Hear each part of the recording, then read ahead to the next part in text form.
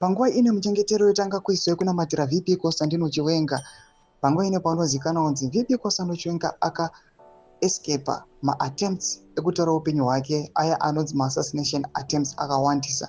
And panguva ine people they are now praying even social media vachiti the same God akaprotecta VP Constantino Chiwenga kumasuro uku panguva ine ngave amurwire parikuitika zviri kuitika mu the ruling party ZANU-PF nechaos and disorder.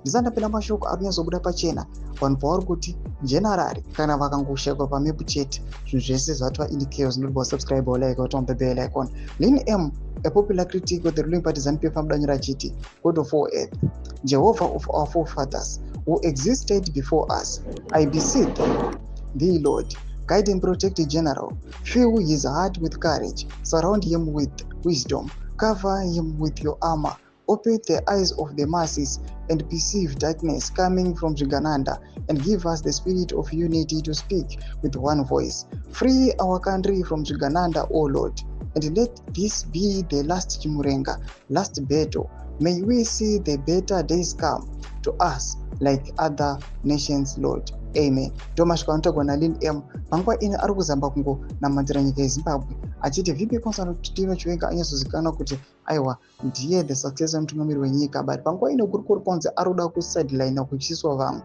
kuchazogona kunzi VP Constantino Chiwenga ari promising, aritori munhu aritori nani pane zvigananda zviri kunzi. Yes, we know kuti ZANU-PF inongotaugwa pamusoro pecorruption and the likes, but panguva ino level yecorruption yava kuzvigananda yakutodarika yaizikamwa iyo the ruling party ZANU-PF. Zviri kuti most of the people vati aiwa VP Chiwenga vari nani. Mbotudzai mafunguro enyu moti kudii pamusoro pechitiko ichi.